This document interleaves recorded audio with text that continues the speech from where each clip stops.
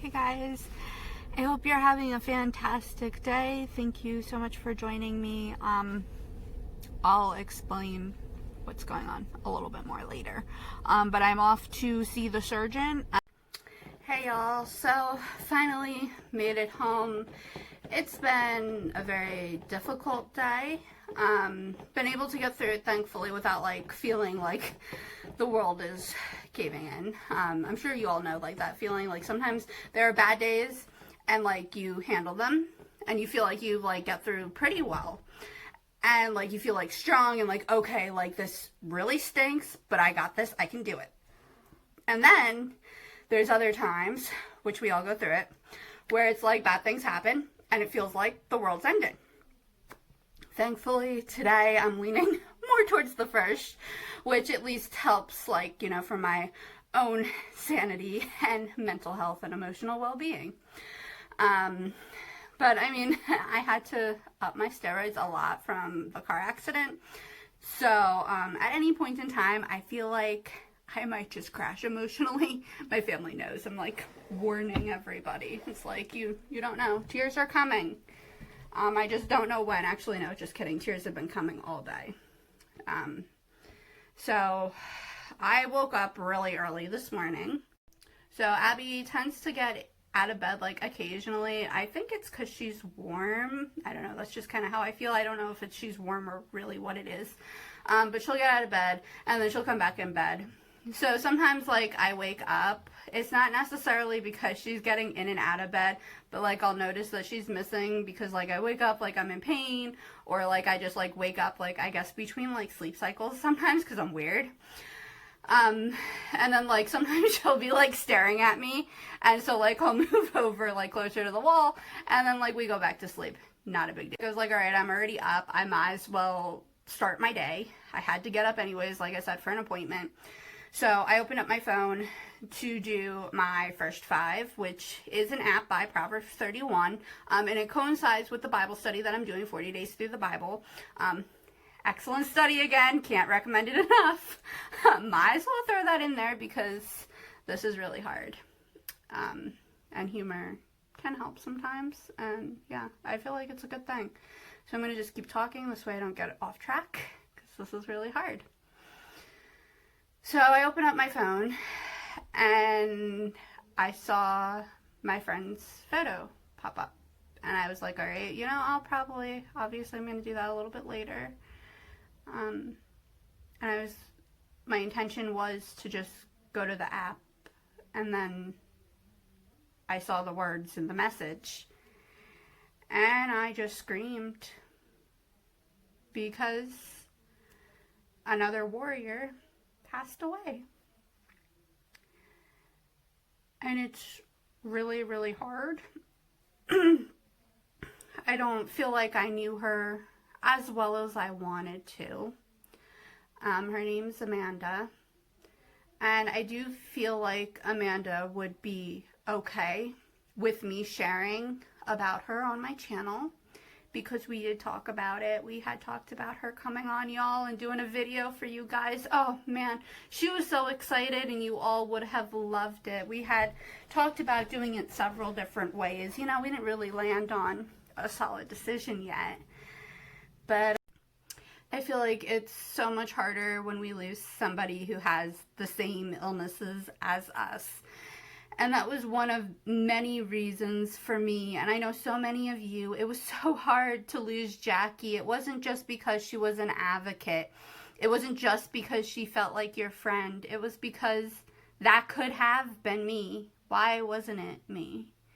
And I don't say that again coming from a place of, oh, I want to die, but why was it her? Why was it Jaquie? I mean, you sit here, and I know this goes through so many people's minds, and I'm just putting it into words and putting it out there for everybody to see. That's the only difference here.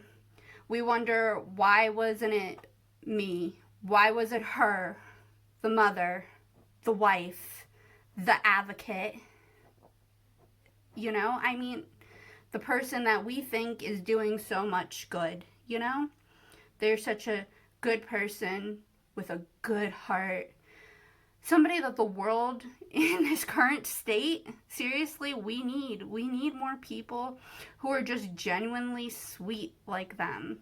And another thing, Amanda was also on the autism spectrum, and I know that she had the joy and honor that I wish that I would have had of being a closer friend of Jaquie's. And even with Amanda, I sit here and I know I've been through a lot, but it's hard not to live with regrets that you wish you would have answered a message a little bit sooner, so that maybe we could have talked a little bit longer, so that maybe we could have made more memories.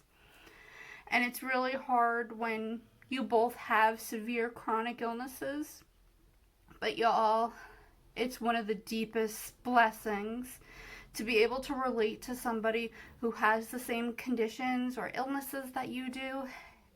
It just, there's no words for it. It is such a gift beyond words to be able to relate in that personal way of, you know what, me too. And especially when you have rare disease, it's more so of a gift, I feel.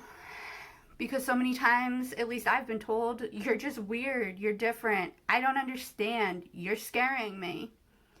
Yeah, all those things are true, but I also need to know that I'm not alone and I'm not crazy, you know? That, yeah, your body doesn't always make sense, but that's okay. And I feel like in the chronic illness community, we say that to each other. We say, you know what? I may not understand everything, but I've been there with the frustration. I've been there with trying to get doctors to listen to me. I've been there, you know, with that family member or friend who badgered you, you know? Like, relating on that level is just really special. So Amanda has been faithfully following Chronically Hopeful from the beginning, and to be able to see that was just amazing, because I never really thought, you know, starting a page, I started it to have kind of somewhere to share my illness humor, to like help inspire people and like to let people know they're not alone and to educate them. That was my goal in starting Chronically Hopeful on Facebook. I never imagined that it would have such an impact on an individual's life. Like, to see her on her personal Facebook after we had become friends, sharing different things, like different posts that I had done when I first started the page and pictures, and it was just like, you know, she was like, I just relate to this and this is how I feel, and like she connected with it. And I never could have dreamed of Chronically Hopeful turning out this way. I never dreamed of having a channel. That honestly, I think in the beginning was my worst nightmare, if I'm honest with you all. I was painfully shy growing up. This is not in my character. It was just something that I felt on my heart, a burden to do.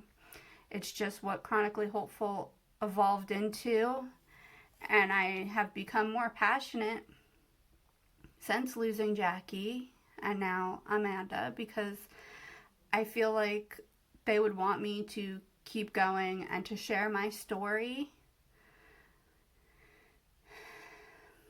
and to let others know they're not alone, to hopefully bring some joy to somebody, maybe bring a little hope, a little love to somebody's life. So it just, I guess like losing people has also fueled my passion for the chronic illness community, just because I want people to know that they're not alone. And it's so hard to lose a warrior, but I wouldn't change it for the world. I wouldn't change knowing these individuals for anything. And I think you all can say that about Jaquie. It's been one of the hardest deaths, I think, for all of us, losing Jaquie. And I know that's mind-blowing to people who just don't understand. But we're all getting through. And I mean, losing her has been so hard. But what I was going to say is we wouldn't have changed it. we wouldn't have, never watched a video of hers or interacted with her because she passed early. She was just such a joy and a light to all of us.